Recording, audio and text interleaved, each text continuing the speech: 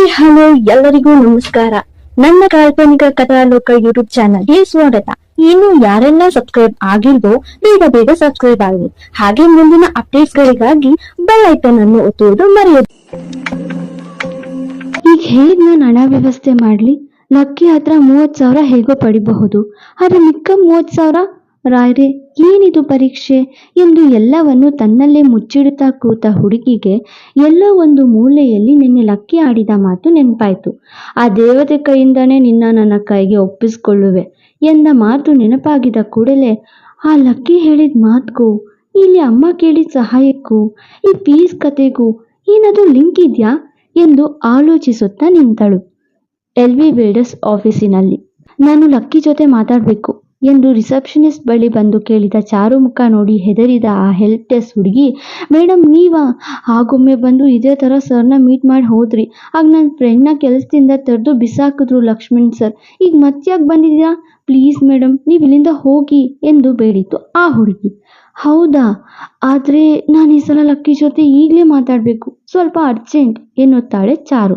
ಇಲ್ಲ ಮೇಡಮ್ ಆಗಲ್ಲ ಎಂದು ಹೆಲ್ಪ್ ಡೆಸ್ಕ್ ಹುಡುಗಿ ಒಳಗಡೆ ಬಿಡದಿರಲು, ಆಯಿತು ಬಿಡಬೇಡಿ, ನಾನೇ ಹೋಗಿ ಮಾತಾಡಿಸ್ತೀನಿ ಅವನನ್ನು ಎಂದು ಹೋಗುವ ಚಾರು ಮುಂದೆ ಓಡಿ ಬಂದ ಹುಡುಗಿ, ಪ್ಲೀಸ್ ಮೇಡಮ್ ಅರ್ಥ ಮಾಡ್ಕೊಳ್ಳಿ ಎಂದು ಬಲು ಬೇಡಲು ಅವಳ ಬೇಡಿಕೆ ನೋಡಿದ ಚಾರು, ಆಯಿತು ಅವನ ನಂಬರ್ ಕೊಡಿ ನಾನು ಮಾತಾಡ್ತೀನಿ ಎಂದಾಗ, ಪ್ರೈವೇಟ್ ನಂಬರ್ ಯಾರಿಗೂ ಕೊಡಲ್ಲ ಮೇಡಮ್, ಅವರು ಬೇಕಿದ್ರೆ ಅವ್ರ ಕ್ಯಾಬಿನ್ ಡೆಸ್ಕ್ ನಂಬರ್ ಕೊಡ್ತೀನಿ ಎಂದು ಕೊಡಲು ಬಂದು ಮತ್ತೆ ಲಕ್ಕಿ ವೈದ್ಯರೇ ಎಂದು ಭಯದಲ್ಲಿ ಕನೆಕ್ಟ್ ಆಗ್ತಿಲ್ಲ ಮೇಡಮ್ ಎಂದು ಸುಳ್ಳು ಹೇಳುತ್ತಾಳೆ. ಕಾದಷ್ಟು ಹೊತ್ತು ಕಾದು ಕೊನೆಗೆ ತಾಳ್ಮೆ ಕೆಡಿಸಿಕೊಂಡ ಚಾರು ಆ ಹುಡುಗಿ ಪಕ್ಕಕ್ಕೆ ಹೋದ ಸಮಯದಲ್ಲಿ ನೇರವಾಗಿ ಲಕ್ಕಿ ಕ್ಯಾಬಿನ್ ಕಡೆ ಓಡುತ್ತಾಳೆ. So this is the one of the best idea, if you complete this will reduce manual effort ಎಂದು ಸೆಮಿನಾರ್ ಕೊಡುತ್ತಿದ್ದ ಲಕ್ಕಿ ಕ್ಯಾಬಿನ್ಗೆ ಬಂದವಳು, ಲಕ್ಕಿ ಎಂದು ಜೋರಾಗಿ ಕರೆದು ಬಿಡುತ್ತಾಳೆ ಮಿಸ್ ಪ್ರಬಲೆ. ಮೀಟಿಂಗ್ನಲ್ಲಿದ್ದ ಎಲ್ಲ ಆಫೀಸ್ ಸಿಬ್ಬಂದಿಗಳು ಅವಳತ್ತ ನೋಡಲು ಅಲೋಕ್ ಅವಳ ಚಾಮುಂಡಿ ಅವತಾರಕ್ಕೆ ಹೆದರಿದ್ದ. ಚಾರುಣ್ಯ ಇಲ್ಲಿ ತನಕ ಬಂದೋಳೆ ಅಂದರೆ ಆಕಾಶಕ್ಕೂ ಭೂಮಿಗೂ ಯುದ್ಧ, ಈಗ ಮಧ್ಯೆ ಇರುವ ಎಲ್ಲರಿಗೂ ಭೂಕಂಪ ಸುನಾಮಿ ಪಕ್ಕ. ಮನಸ್ಸಲ್ಲೇ ಮಾತಾಡಿಕೊಂಡನು, ಗೊತ್ತಲ್ವಾ ಅವನಿಗೆ ಅವಳೆಷ್ಟು ಗಟ್ಟಿ ಹುಡುಗಿ ಅಂತ. ಮಿಸ್ ಪ್ರಬಲೆ ಏನಿಲ್ಲಿ, ಒಳ್ಳೆ ಸ್ವೀಟ್ ಸರ್ಪ್ರೈಸ್ ಎಂದು ನಕ್ಕನು. ಅವನಿಗೂ ಗೊತ್ತಿತ್ತು ಅನ್ಸುತ್ತೆ ಅವಳ ಆಗಮನ ಈ ಸಮಯದಲ್ಲಿ. ನಂಗೆ ಗೊತ್ತು ನೀನು ಕಾಯ್ತಿರ್ತೀಯ ಅಂತ, ಅದಕ್ಕೆ ಬಂದೆ. ಅಸುರ ಎಂದು ಜೋರಾಗಿ ನುಡಿಯಲು ಕೋಪಗೊಂಡವ ತನ್ನ ಕೈಯಲ್ಲಿದ್ದ ರಿಮೋಟ್ ಟೇಬಲ್ ಮೇಲೆ ಕುಕ್ಕಿ ಅವಳ ಮೇಲೆ ಸಿಟ್ಟು ತೋರಲಾಗದೆ ಅಲ್ಲಿದ್ದವರನ್ನು ನೋಡುತ್ತಾ ಔಟ್ ಆಲ್ ಎಂದು ಕಿರುಚಿದ. ಅವನು ಕೂಗಿದ್ದಕ್ಕೆ ಹೆದರಿ ಎಲ್ಲರೂ ಹೊರಗಡೆ ಹೋದರು. ಅಲೋಕ್ ಮಾತ್ರ ಬಾಗಿಲ್ ಬಳಿ ನಿಂತು ಎಲ್ಲವನ್ನು ಕೇಳಿಸ್ಕೊಳ್ಳೋ ಸಾಹಸ ಮಾಡಿದ. ಕ್ರಿಮಿನಲ್ ಬಾಸ್ಗೆ ಕ್ರಿಮಿನಲ್ PA. ಅವರೆಲ್ಲ ಹೋದ ಮೇಲೆ ಇವಳ ಬಳಿ ಬಂದವ, ಏನೇ ಇಲ್ಲಿ ತನಕ ಬಂದಿದ್ಯಾ ಎಂದು ಕೇಳುತ್ತಾ ಅವಳತ್ತ ನೋಡಲು, ಅದೇ ನಿಮಗೆ ಜ್ಞಾನೋದಯವಾಗಿ ನನಗೆ ಆರ್ಥಿಕವಾಗಿ ಸಹಾಯ ಮಾಡೋ ಮನಸ್ಸಾಗಿದೆ ಅಲ್ವಾ, ಅದಕ್ಕೆ ಕ್ಯಾಂಟೀನ್ ಕೆಲಸ ಮಾಡೋಣ ಅಂತ ಎಂದು ಮೆತ್ತಗೆ ನುಡಿದವಳ ನೋಡಿ ಕಣ್ಣುಜ್ಜಿಕೊಂಡು ತನ್ನ ಕೈಯನ್ನು ತಾನೇ ಗಿಲ್ಲಿಕೊಂಡು, ಏನು ಮಿಸ್ ಪ್ರಬಲೆ ನನ್ನ ಕ್ಯಾಂಟೀನ್ನಲ್ಲಿ ಕೆಲಸನಾ, ಇಷ್ಟು ಬೇಗ ಒಪ್ಕೊಂಡ್ಯಾ ಎಂದು ಮರು ಪ್ರಶ್ನಿಸಿ, ಶೈಲಜಾರವರು ಚೆನ್ನಾಗಿ ಒಪ್ಸಿರೋ ಹಾಗಿದೆ ಎಂದು ಮನಸ್ಸಲ್ಲೇ ಮಾತಾಡಿಕೊಂಡು ನಕ್ಕನು. ಹೌದು ಲಕ್ಕಿ, ಈಗ ನೀನು ಬಿಟ್ಟರೆ ನನಗೆ ಬೇರೆ ಯಾರೂ ದಿಕ್ಕಿಲ್ಲ, ಪ್ಲೀಸ್ ಲಕ್ಕಿ ನಂಗೆ ಸಹಾಯ ಮಾಡು, ನೀನು ಆಫೀಸ್ ಕೆಲಸ ಮಾಡ್ತೀನಿ, ನಿನ್ನ ಮನೆ ಕೆಲಸ ಕೂಡ ನಾನೇ ನೋಡ್ಕೋತೀನಿ, ಪ್ಲೀಸ್ ನನಗೆ ಸಹಾಯ ಮಾಡು ಎಂದು ಅವನ ಮುಂದೆ ನಿಂತು ಕಣ್ಣೀರು ಹಾಕುತ್ತಾ ನುಡಿದವಳ ನೋಡಿ, ಓ ಚಾರು, ನೀನಿಷ್ಟು ಬೇಗ ನನ್ನ ಮುಂದೆ ನಿಂತು ಈ ಥರ ಸಾರಿ ಕೇಳ್ತೀಯ ಅಂತ ಅಂದ್ಕೊಂಡಿರಲಿಲ್ಲ, ನೀನು ಹೆಣ್ಣು ಹುಳ್ಳಿ ಅಂತ ತಿಳಿದಿದ್ದೆ, ಆದರೆ ನೀನು ಎಂದು ಜೋರಾಗಿ ಅಸುರ ನಗೆ ಬೀರಿದ. ನೀನು ಕೇಳಬೇಕಾಗಿರೋ ಸಾರಿ ಈ ಥರ ಅಲ್ಲ ಪ್ರಬಲೆ, ಈ ಥರ ಎಂದು ಕೆನ್ನೆ ತೋರಿದ್ದ. ಮೊದಲೇ ಅವನ ಮೇಲೆ ಕೋಪ ಹೆಚ್ಚಿತ್ತು, ಜೊತೆಗೆ ಅವನ ವರ್ತನೆಗೆ ಇನ್ನೂ ಕೋಪ ತರಿಸಿತ್ತು. ಅದೇನೋ ಉರಿನೋಟ ಬೀರುತ್ತಾ, ನಾನು ಮುಟ್ಕೊಟ್ರೆ ನೀನು ನಂಗೆ ಸಹಾಯ ಮಾಡ್ತೀಯ ಲಕ್ಕಿ ಎಂದು ಕೇಳಿದವಳ ಧ್ವನಿಗೆ, ಖಂಡಿತ ಖಂಡಿತ, ಲಕ್ಕಿ ಮಾತು ಕೊಟ್ರೆ ಮುಗೀತು, ಸಹಾಯ ಮಾಡ್ತಾನೆ ಪಕ್ಕ ಎಂದು ಅವನ ಬಲಗೆನ್ನೆ ಅವಳತ್ತ ತೋರುತ್ತಾ ನಿಲ್ಲಲು, ಅವನ ಬಳಿ ನಡೆದು ಬಂದ ಚಾರು ಉದ್ದವಿದ್ದವನ ಕೆನ್ನೆಗೆ ತುಟಿ ಸೇರಿಸಲು ತನ್ನ ಪಾದದ ಬೆರಳುಗಳ ಮೇಲೆ ನಿಲ್ಲಬೇಕಾಯಿತು. ಎಲ್ಲವನ್ನ ಗಮನಿಸುತ್ತಾ ಗೆದ್ದಂತೆ ನಗೆ ಬೀರುತ್ತಿದ್ದ ಲಕ್ಕಿ.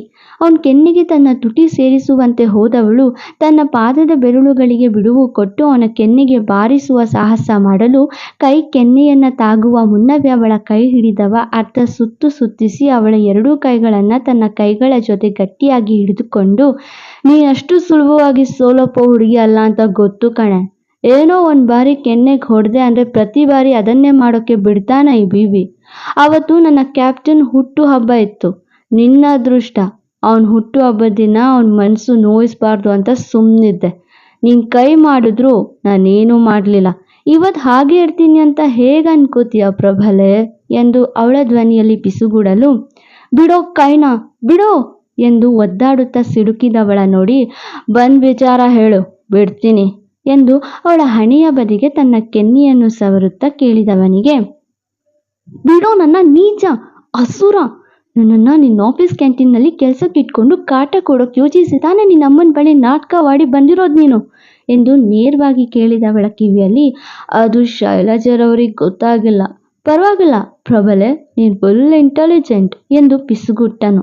ಮತ್ತೆ ನೀನೇ ತಾನೇ ಪ್ರಿನ್ಸಿಪಲ್ ಬಳಿ ಹೋಗಿ ನನ್ನ ಮನೆಯಲ್ಲಿ ಒಂದು ಸಾಸಿವೆಯಷ್ಟು ಸಾಮಾನು ಉಳಿದಿಲ್ಲ, ರೆಸಿಪ್ಟ್ ಕೂಡ ಇರಲ್ಲ ಅಂತ ದುಡ್ಡು ಡಿಮ್ಯಾಂಡ್ ಮಾಡೋಕೆ ಹೇಳಿರೋದು ಎಂದು ಪ್ರಶ್ನಿಸಿದವಳ ಮಾತಿಗೆ ನಗುತ್ತಾ, ಹೌದು ಪ್ರಬಲೆ ನಾನೇ, ಸಖತ್ ಫಾಸ್ಟ್ ಇದೆಯಾ ನೀನು ಎಂದು ಅವಳ ಭುಜದ ಮೇಲೆ ತನ್ನ ಗೆಲ್ಲವಿಟ್ಟು ನೋಡಲು, ಥೂ ಅಸುರ ನನ್ನ ಮಗನೇ, ಮಾಡೋದೆಲ್ಲ ಮಾಡಿ ಹೌದು ನಾನೇ ಮಾಡಿದ್ದು ಅಂತ ಇಷ್ಟು ಸುಲಭವಾಗಿ ಒಪ್ಕೊಳ್ತೀಯಾ, ನಾಚಿಕೆ ಆಗಲ್ಲ ಎಂದು ಸಿಡುಕುತ್ತಾ ಕೈ ಬಿಡಿಸಿಕೊಳ್ಳಲು ಪ್ರಯತ್ನ ಮಾಡುತ್ತಿದ್ದ ಚಾರುಗೆ, ಪ್ರಬಲೆ ಮಾತಲ್ಲಿ ಮಗ ಅಂತ ಯಾಕೆ ಸೇರಿಸ್ತೀಯ, ಅಸುರ ಅನ್ನು ಸಾಕು, ನಾನು ನಿಂಗೆ ಮಗ ಆಗ್ತೀನಾ, ಅದರಲ್ಲೂ ಇಷ್ಟು ಬ್ಯೂಟಿಫುಲ್ ಹುಡುಗಿಗೆ ಮಗ ಅಂದರೆ ಯಾರು ಒಪ್ಕೊಳ್ತಾರೆ. ಬಿಗಿಗೊಳಿಸಿ ಅವಳ ನುಣುಪಾದ ಕೆನ್ನೆಗೆ ತನ್ನ ಟ್ರಿಮ್ ಮಾಡಿರುವ ಕೆನ್ನೆ ತಾಗಿಸೋಕೆ ಶುರು ಮಾಡಲು ಅವನಿಂದ ಬಿಡಿಸಿಕೊಳ್ಳೋಕೆ ತನ್ನ ಗಟ್ಟಿಯಾದ ತಲೆಯೇ ಬಳಸಬೇಕಾಯಿತು ಚಾರು. ಅವಳ ತಲೆಯಲ್ಲಿ ಅವನ ತಲೆಯ ಎಡಭಾಗಕ್ಕೆ ಒಂದು ಟಿಚ್ಚಿ ಕೊಟ್ಟೇ ಬಿಟ್ಟಳು. ಅವಳು ಕೊಟ್ಟ ಏಟಿಗೆ ತಲೆ ಧಿಂಬೆಂದಿದ್ದು ನಿಜ ಅವನಿಗೆ. ಅವಳ ಮೇಲಿನ ಹಿಡಿತ ಬಿಟ್ಟು ಹಣೆ ಸಮೇತ ತಲೆ ಹಿಡಿದಿದ್ದವನ ನೋಡಿ, ಅದಕ್ಕೆ ಹೇಳೋದು ಅಸುರ ನೀನ್ ನನ್ನ ಹತ್ರ ಬರ್ಬೇಡ, ಬರೋ ಮುನ್ನ 100 ಬಾರಿ ಯೋಚಿಸು ಅಂತ ಎಂದು ಗೇಲಿ ಮಾಡಿ ನಗಲು, ನಿಂದು ಅತಿ ಆಯ್ತು ಕಣೆ, ನಾನು ನಿನ್ ಜೊತೆ ಸ್ವಲ್ಪ ಸಾಫ್ಟ್ ಬಿಹೇವ್ ಮಾಡ್ತಿದ್ದೀನಿ ಅಂತ ಕೊಬ್ಬ, ಸುಮ್ಮನೆ ಬಿಡಲ್ಲ ನಿನ್ನ, ಈಗಲೂ ಅದನ್ನೇ ಹೇಳ್ತೀನಿ ಕೇಳು, ಈ ಕೆನ್ನೆಗಳಿಗೆ ಮುತ್ತಿನ ಮಳೆ ಸುರಿಸ್ಬೇಕು ನೀನು, ನನ್ನ ಮುಂದೆ ಕೈ ಮುಗಿದು ಸಹಾಯ ಕೇಳಬೇಕು ನೀನು, ಆ ರೀತಿ ಮಾಡಿಲ್ಲ ಅಂದರೆ ನನ್ನ ಹೆಸರು ಬ್ಯಾಡ್ ಬಾಯ್ ಲಕ್ಷ್ಮಣ್ ವರ್ಮಾನೇ ಅಲ್ಲ ಕಣೆ ಎಂದು ಟೇಬಲ್ ಮೇಲೆ ಇಟ್ಟಿದ್ದ ಜಗ್ ನೀರು ತನ್ನ ಮೇಲೆ ಸುರಿದುಕೊಂಡು ತಲೆ ಕೊಡುತ್ತಾನೆ ಲಕ್ಕಿ. ಅವನು ಕೊಡವಿದ ನೀರಿನ ಹನಿಗಳು ಅವನ ಕೂದಲಿಂದ ಅವಳ ಮುಖಕ್ಕೆ ಹರಲು ಕಣ್ಮುಚ್ಚಿ ಮುಖ ಕಿವುಚುತ್ತಾ ಸಿಡುಕಿದವಳನ್ನು ನೋಡಿ ನಕ್ಕವನು ಅವಳ ಗಲ್ಲದ ಮೇಲೂ ನೀರಿನ ಸಣ್ಣ ಹನಿಯೊಂದನ್ನು ನೋಡಿ ನಾಯಿ ಬಾಲ ಡೊಂಕು ಎನ್ನುವಂತೆ ಮತ್ತೆ ಅವಳತ್ತ ಹೆಜ್ಜೆ ಹಾಕಿದವ ಕೈ ಮುಂದೆ ಮಾಡುತ್ತಾ ಅವಳ ಗಲ್ಲದ ಮೇಲಿದ್ದ ಹನಿಯನ್ನ ಹೊರೆಸೋಕೆ ಮನಸ್ಸು ಮಾಡಿದ್ದ.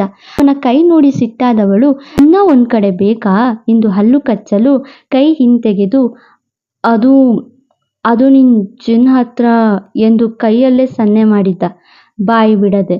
ಹಾಗೆ ಅವಳು ಕೈಯಿಂದ ನೀರೊರೆಸಿಕೊಂಡಾದ ಮೇಲೆ ಹಾಗೆ ಅವಳತ್ತ ನೋಡಿ, ಬುಡೇನ ಅದು ಗುಂಡ್ಕಲ್ಲು ಎನ್ನಲು, ರಾಗಿ ಮುದ್ದೆ ಶರೀರ ಇದು, ಸುಮ್ಮನೆ ದೂರ ಇರೋದ್ ಕಲಿ ಎಂದಾಗ, ಅದೇನು ರಾಗಿ ಮುದ್ದೆ, ಹೇಗಿರುತ್ತೆ ಅದು, ಪ್ಲೀಸ್ ನನಗೆ ಮಾಡಿಕೊಡು, ನಾನು ನಿಜಕ್ಕೂ ಚಿಕ್ಕ ವಯಸ್ಸಿನಲ್ಲಿ ಕೇಳಿದ್ದೆ, ನೋಡಿರಲಿಲ್ಲ, ತಿಂದೇ ಇಲ್ಲ, ಲಂಡನ್ನಲ್ಲಿ ಸಿಕ್ಕಿರಲಿಲ್ಲ ಎಂದವನಿಗೆ, ಮುದ್ದೆ ತಿಂದಿಲ್ವಾ ನೀನು, ಬರೀ ನಿದ್ದೆ ಮಾಡೋ ನಿನಗೆ ಬೇರೆಯವ್ರ ನಿದ್ದೆ ಕೆಡಿಸೋದು ಮಾತ್ರ ಗೊತ್ತಿರುತ್ತೆ ಬಿಡು ಎಂದು ನಕ್ಕಾಗ, ನಗೆ ನಗು, ಒಂದಿನ ಇದೇ ಜಾಗದಲ್ಲಿ ಅಳ್ತಾ ನಿಂತು ನನ್ನ ಸಹಾಯ ಕೇಳ್ತೀಯಾ ಎಂದಾಗ ಅವನನ್ನ ಕೆಂಪು ನೋಟದಲ್ಲಿ ನೋಡುವ ಚಾರು, ಕನಸು ಎಂದು ಅಸಡ್ಡೆ ತೋರಿ, ನಾನು ಹೇಳೋಕೆ ಬಂದ ವಿಷಯ ಇಷ್ಟೇ, ನಾಳೆ ನನ್ನ ತಂಗಿ ಕಾಲೇಜಿಗೆ ಹೋಗ್ತಾಳೆ, ಯಾವ ರೆಸಿಪ್ಟ್ ತೋರಿಸ್ದೆ, ಯಾವ ಎಕ್ಸ್ಟ್ರಾ ಫೀಸ್ ಕಟ್ಟದೆ ಹೋಗ್ತಾಳೆ, ಇದು ನನ್ನ ಚಾಲೆಂಜ್, ಸುಮ್ಮನೆ ನಾಳೆ ತನಕ ಕಾಯೋ ನಿನಗೆ ಸತಾಯಿಸೋದು ಬೇಡ ಅಂತ ಹೇಳಿ ಹೋಗೋಕೆ ಬಂದೆ ಎಂದು ಅವನಿಗೆ ಬೆದರಿಕೆ ಹಾಕಿ ಹೊರಗಡೆ ಹೋಗುವ ಚಾರು ಸವಾಲಿಗೆ,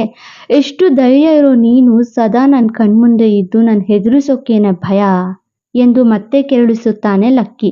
ಏನು ಹೆದರಿಕೆನ, ಅದು ಈ ನರಿ ಬುದ್ಧಿ ಇರುವ ಡೂಪ್ಲಿಕೇಟ್ ಹುಲಿನ ನೋಡಿ, ಖಂಡಿತ ಇಲ್ಲ, ನನ್ನ ನೆರಳು ನಿನ್ ಮೇಲೆ ಬಿದ್ರು, ಈ ನೆರಳು ನನ್ನ ಮೇಲೆ ಬಿದ್ರು ಕಷ್ಟ ಆಗೋದು ನಿಂಗೆ ಕಣೋ ಅಸುರ, ಬೇಕಾದ್ರೆ ಯೋಚಿಸು ಎಂದು ತುಟಿ ಕೊಂಕಿಸುವವಳ ಮುಂದೆ ಬಂದವ, ಇದೇ ಗತ್ತು ಗಮ್ಮತ್ತಲ್ಲಿ ನಾಳೆಯಿಂದ ಕೆಲ್ಸಕ್ಕೆ ಬಾರೆ ನೋಡೋಣ, ಇಲ್ಲಿ ಕ್ಯಾಂಟೀನ್ನಲ್ಲಿ ಕೆಲಸ ಮಾಡು, ಜಾಸ್ತಿ ಬೇಡ, 1 ಮಂತ್ ಮಾಡು, ನೋಡೇ ಬಿಡೋಣ ಯಾರಿಗೆ ಕಷ್ಟ ಅಂತ ಎಂದು ಸವಾಲಾಕುವ ಲಕ್ಕಿ ಮಾತಿಗೆ ಅತಿ ವೇಗದಲ್ಲಿ ಆಯ್ತು ಸರಿ, ನಾನು ನಾಳೆಯಿಂದ ಇಲ್ಲಿಗೆ ಬರ್ತೀನಿ.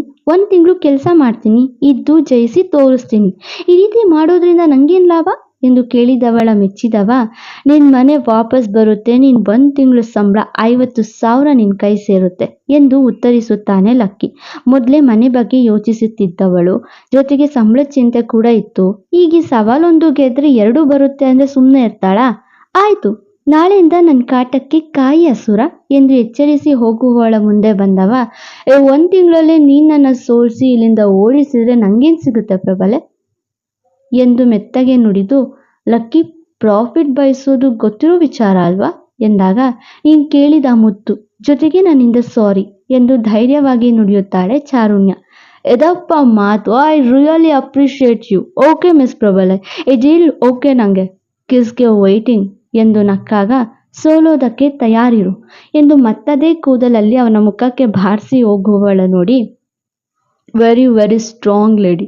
ಹೇಗೆ ನಾಳೆ ತಂಗಿನ ಕಾಲೇಜಿಗೆ ಕಳಿಸ್ತಾಳೆ? ಹೇಗಾದರೂ ನನಗೇನು, ಇವಳು ಹುಲಿ ಅಡ್ಡಕ್ಕೆ ಬರ್ತಾಳಂತೆ, ಬರಲಿ ಎಂದು ನಗುತ್ತಾನೆ. ಇದೆಲ್ಲವನ್ನ ಕದ್ದು ಕೇಳಿಸ್ಕೊಳ್ತಿದ್ದ ಅಲೋಕ್ ಮುಖ ನೋಡಿದ ಚಾರು, ಈಗೇನು ಕದ್ದು ನೋಡ್ತೀಯಾ, ನಾಳೆಯಿಂದ ನಿನ್ನ ಬಾಸ್ ಮಾನ ಹರಾಜಾಗ್ತೀನಿ, ಆಗ ನೋಡು ಎಂದು ವಾರ್ನ್ ಮಾಡಿ ಹೋದಾಗ, ಅಬ್ಬಾ ಮನೆ ಆಯಿತು, ಈಗ ಆಫೀಸ್ನಲ್ಲೂ ಮುಗೀತು ನಮ್ಮೆಲ್ಲರ ಕತೆ ಎಂದು ಒಳಗಡೆ ಬಂದು, ಬಾಸ್ ಆ ಚಾರುಣ್ಯ ಇಲ್ಲಿಗೆ ಬಂದು ಕೆಲಸ ಮಾಡ್ತಾಳಾ, ಅವಳಿಗೆ ಎಷ್ಟು ಸೊಕ್ಕು ಸರ್ ಎಂದು ಏಕವಚನದಲ್ಲಿ ಕೇಳಲು ಅವನ ಕೆನ್ನೆಗೆ ಒಂದು ಬಾರಿಸಿದ ಲಕ್ಕಿ, ಮಾಡ್ತಾಳ ಅಲ್ಲ ಮಾಡ್ತಾರ, ಬಹುವಚನ ಇರಲಿ, ನನಗೆ ಅವಳ ಸ್ಪಿರಿಟ್ ಇಷ್ಟವಾಯಿತು. ಸೊ ನಂಗೆ ಸಿಗೋ ಮರ್ಯಾದೆ ಅವಳಿಗೂ ಕೊಡೋದು ಕಲಿ. ನಾಳೆಯಿಂದ ಅವಳು ಬರ್ತಾಳೆ, ವ್ಯವಸ್ಥೆ ಮಾಡು. ಎದುರಾಳಿ ಸ್ಟ್ರಾಂಗ್ ಇರುವಾಗ ಅವರನ್ನು ಗೌರವಿಸ್ಬೇಕು ಕಣೋ ಎಂದು ಹೊರಗಡೆ ಹೋದನು. ಏಟು ತಿಂದ ಮಂಗನಂತೆ ಅಲೋಕ್, ಅಲ್ಲ ಮೊನ್ನೆ ತನಕ ಲೋ ಕ್ಲಾಸ್ ಅಲ್ಲ ಚಾರುಣ್ಯ ಅಂದರು, ಈಗ ಬಹುವಚನ ಎಲ್ಲಿ ಅಂತ ನನ್ನೇ ಕೇಳ್ತಾರೆ. ಇವ್ರಿಗೆ ಅವಳ ಮೇಲೆ ದ್ವೇಷನ ಪ್ರೀತಿ ಹೇಗಾಗತ್ತೆ? ಅವರಿಗೂ ಫ್ಲ್ಯಾಶ್ ಬ್ಯಾಕ್ ಹೀರೋಯಿನ್ ಮೇಲೆ ಹೆವಿ ಲವ್ ಇದೆಯಲ್ಲ ಎಂದು ತನಗೆ ಅನಿಸಿದ್ದೆಲ್ಲ ಯೋಚಿಸಿ ತೆಪ್ಪಗಾಗುತ್ತಾನೆ. ಲೈಕ್, ಶೇರ್, ಕಮೆಂಟ್ ಮಾಡೋದು ಮರೆಯದಿರಿ.